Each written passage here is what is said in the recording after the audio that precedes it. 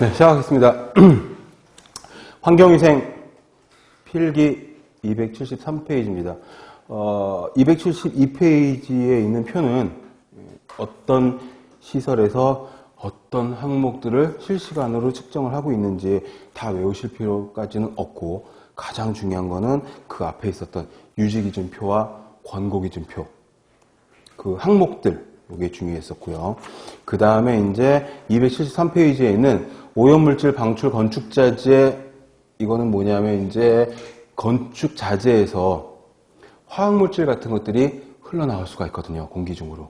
그게 이제 특히나 인테리어 자재 같은 것들은 사람이 계속 살면서 그 안에서 공기를 흡입을 할 수가 있기 때문에 그 사용하는 페인트라든지 벽지라든지 장판 재질이라든지 그 다음에 그 니스 같은 것들, 이런 것들은 다 중요하게 오염물질을 방출하지 않는지 방출하는지를 체크를 해서 사용 제한을 걸어야 되겠다 해서 접착제, 페인트, 실란트라는 게 이제 뭔가를 메꾸는 것들이잖아요. 그러니까 유리창 같은 거 달고서 쏜다고 하죠. 쏘는 그 실리콘 같은 것들이 다 실란트에 속하는 것들이고, 그 다음에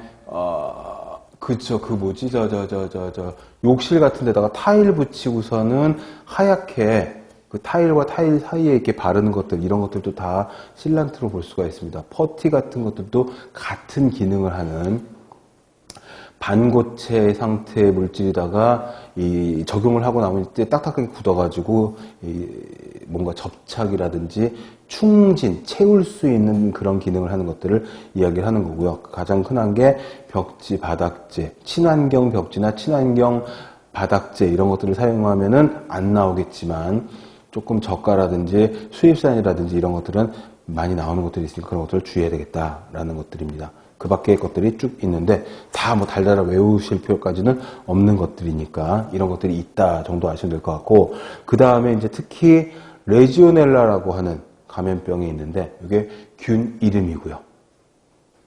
레지오넬라가 폐렴 증상 비슷하게 일으킬 수가 있기 때문에 그냥 레지오넬라증 이렇게 얘기하는데, 어떤 데서는 레지오넬라 폐렴 이렇게도 이야기를 하니까 그렇게 같이 적어 놓은 것들입니다.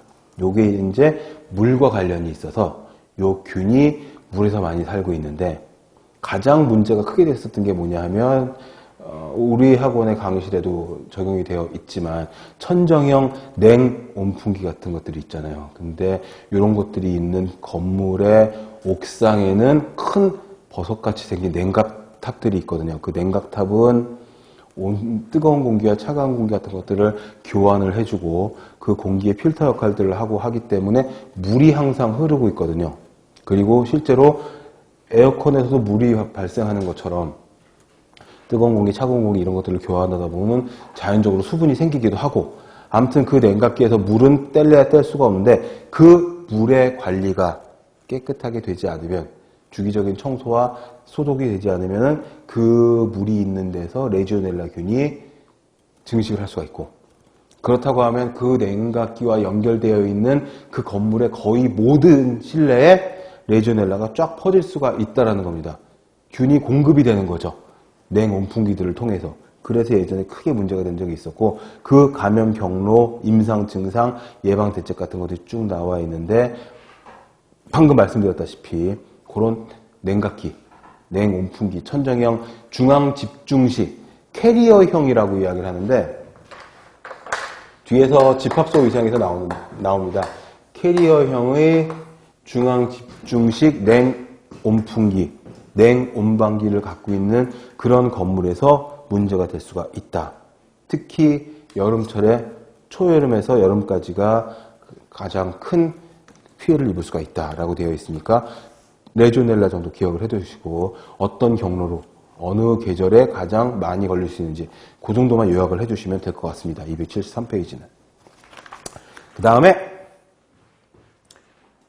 1장이 거의 끝나갔죠. 핵심 박스에 뭐가 있냐면 우리가 외워야 할 환경 관련한 국제협약이 13가지가 나와 있는데 이것보다 훨씬 더 많죠.